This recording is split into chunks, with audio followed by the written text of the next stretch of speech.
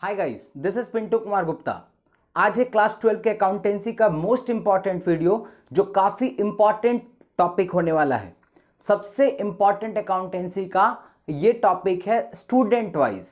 ये क्या है सर?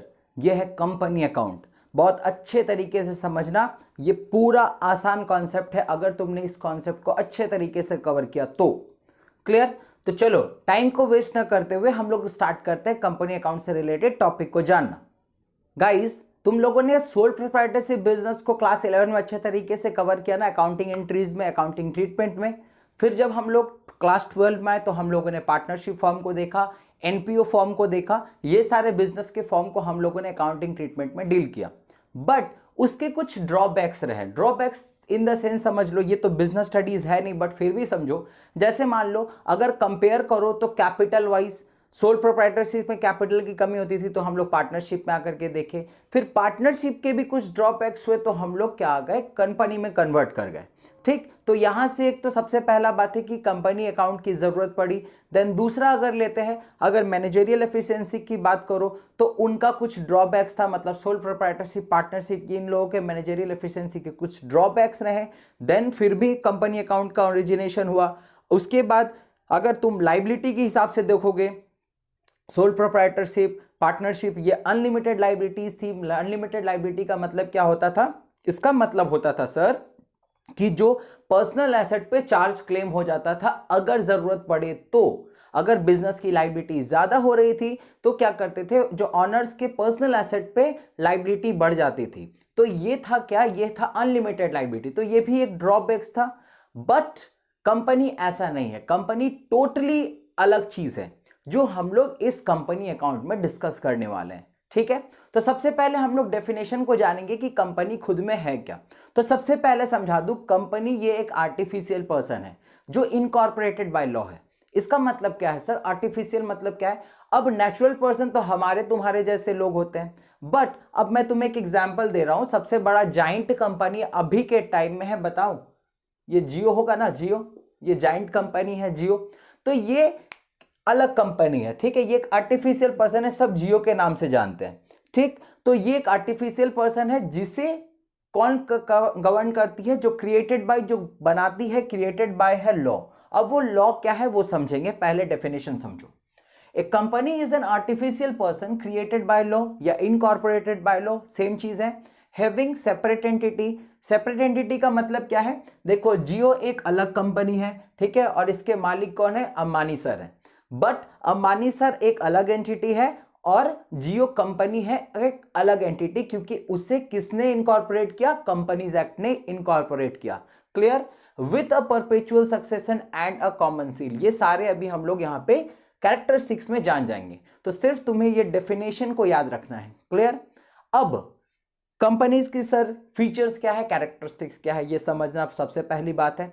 तो देखो, क्योंकि हम लोग बिजनेस स्टडीज तो पढ़ नहीं रहे हैं, सिर्फ हम लोगों को बेसिक कॉन्सेप्ट क्लियर होना चाहिए, जो यहां से हमें पता चल जाएगा कि कंपनी क्या क्या फीचर्स, बोले तो कैरेक्टरिस्टिक्स या एट्रीब्यूट्स रखती है। ठीक, सबसे पहला separate legal entity. Separate legal entity का मतलब क्या है? अभी मैंने बताया कि यहां पे जो मेंबर्स होते हैं वो अलग होते हैं, ऑनर्स जो होते हैं वो अलग होते हैं, और बिजनेस एक अलग एंटिटी होता है, दोनों सेपरेट एंटिटी है।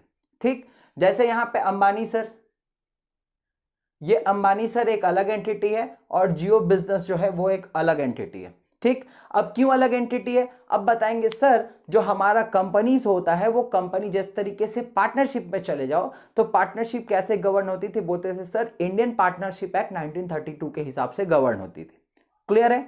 लेकिन कंपनीज एक्ट क्या है? ऐसा नहीं है। कंपनीज एक्ट इनकॉर्पोरेशन या बोले तो रजिस्टर्ड हुई थी द कंपनीज एक्ट 1956 के हिसाब से, बट 2013 में इसे अमेंडेड किया गया, मतलब उसमें कुछ ना कुछ रिकॉन्स्टिट्यूशन किया गया। देन अब उसे बोलेंगे द कंपनीज एक्ट 2032 के 13। बात समझ में क्लियर है? कोई दिक्कत? तो उसी के हिसाब से अब सारे फीचर्स क्या है कंपनी के समझेंगे। सेपरेट लीगल एंटिटी अभी अपन लोगों ने क्लियर किया। दूसरा, परपेचुअल एक्सिस्टेंस। परपेचुअल एक्सिस्टेंस का मतलब क्या है? मान लो अभी ये जो जियो है, ये जो रिलायंस है, ये सारे कंपनीज, ये बड़े बड़े जाइंट कंपनीज क्या था, इनका फाउंडर कोई और था, बट ये अभी तक चल रही है और काफी अच्छे तरीके से ग्रो कर रही है। ठीक, लेकिन अगर ये सोल प्रोप्राइटरशिप फर्म रहता तो क्या होता, उसके अगर ऑनर को कुछ भी हो जाता, ठीक, जैसे मान लो इंसॉल्वेंसी दिख गया, ठीक, और कुछ भी मान लो डेथ हो गया, इनकेपेसिटी हो गई, ये से क्या होता है, इनसे अफेक्ट होता है पार्टनरशिप फर्म या बोले तो sole proprietorship firm. But companies act, ये मतलब जो कंपनी होती है इसमें ऐसा कुछ नहीं है। बोलते हैं ना, the show must go on, चाहे दुनिया में कुछ भी हो जाए, तो बस कंपनी एक्ट में भी यही होता है, चाहे मालिक का कुछ भी हो जाए बट कंपनी चलेंगी ही चलेंगी, इसलिए ये एक परपेचुअल एक्सिस्टेंस है। Am I clear? नेक्स्ट जो बात करते हैं वो है लिमिटेड लायबिलिटी। लिमिटेड लायबिलिटी क्या है, इसको दो तरीके से समझना। अब एक कंपनी को बहुत सारे पैसे की जरूरत होती है, अभी हम लोगों ने मेंशन किया कि सोल प्रोप्राइटर से, पार्टनरशिप से भी ज्यादा पैसा इसमें इन्वॉल्व रहता है, तो बहुत सारे पैसे जरूरत होती है। लेट सपोज मान लो हमें 1000 करोड़ की जरूरत है, 1000 करोड़, बाप रे बाप बहुत पैसा है, ठीक। तो अब क्या करेंगे, 1000 करोड़ मार्केट में वो शेयर इशू करते हैं, आगे चल करके ये पूरा टॉपिक ही शेयर से रिलेट करेंगे अपन लोग। तो 1000 करोड़ की जरूरत है, मार्केट में शेयर इशू करेगी कंपनी, ठीक है, अब लोग उसे खरीदेंगे। तो अगर मान लो company in future wound up होती है, मतलब बंद होती है या बोलो तो डिसॉल्व होती है, तो कंपनी सिर्फ इतना ही, आदमी रीबैक तो कंपनी को करना पड़ेगा, 1000 करोड़ किसी दूसरे का पैसा है, तो कंपनी सिर्फ 1000 करोड़ के लिए ही लायबल होगी, बात याद रखना। यहां पे क्या होगा, क्योंकि हमें पता है कि ये जो कंपनी है जियो, ये अंबानी सर का है, बट हम लोग अंबानी सर के पास नहीं जाएंगे, सिर्फ कंपनी के ऊपर क्लेम करेंगे कि भैया हमारा 1000 करोड़ फंसा हुआ है, आप लोग हमें दे दो, क्योंकि आप लोग कंपनी बंद कर रहे हो। समझा पाया? दूसरा, कंपनी शेयर इशू करती है इन पैसों को लेने के लिए। मान लो एक शेयर का दाम है 10 रुपया और शेयर होल्डर से मान लो 8 रुपए का पेमेंट किया, तो अभी बाकी कितना है, अभी बाकी है सर 2 रुपया। तो कंपनी अगर चार्ज करेगी तो शेयर होल्डर से मांगेंगी कि भाई 2 रुपया हमारा पैसा, 2 रुपया दे दो, ठीक, वो उससे ज्यादा चार्ज नहीं करेंगी। तो ये है लिमिटेड लायबिलिटी, मतलब लायबिलिटी कहीं ना कहीं एक्सटेंड करती है फेस वैल्यू ऑफ शेयर, या बोले तो जितना कैपिटल की जरूरत होती है उतने पर।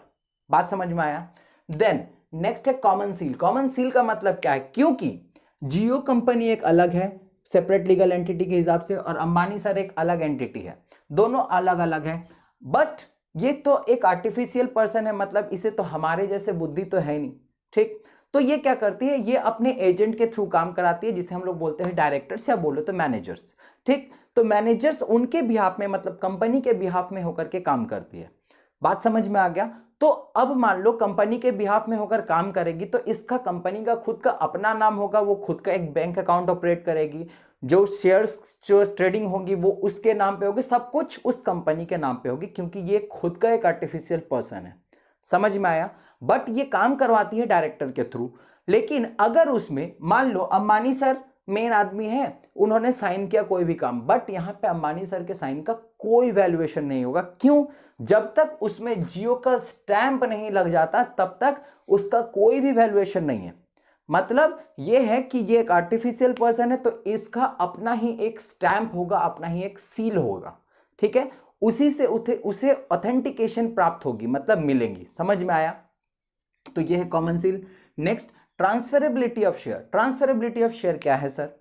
तो देखो यहां पे क्या होता है, जो पब्लिक लिमिटेड कंपनीज होती है, प्राइवेट या आगे चल करके हम लोग देखेंगे, तो यहां पे शेयर का ट्रांसफर होता है। आज मैंने जो शेयर खरीदा, मुझे अच्छा नहीं लग रहा है कोई कंपनी में इन्वेस्ट करना दोबारा, तो मैं अपने शेयर को दूसरे को ट्रांसफर कर सकता हूं, तो इसे बोलते हैं ट्रांसफरेबिलिटी ऑफ शेयर, जो कि कंपनी में पॉसिबल है।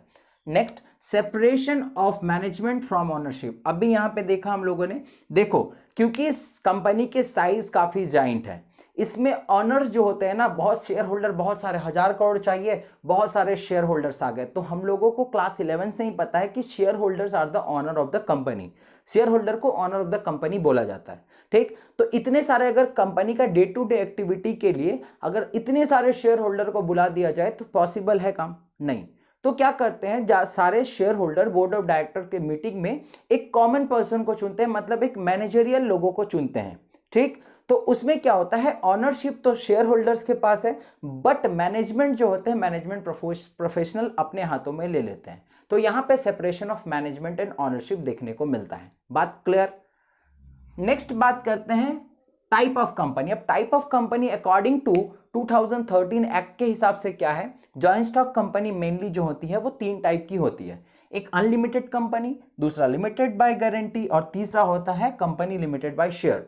अनलिमिटेड कंपनी क्या होती है, सबसे पहले ये समझेंगे।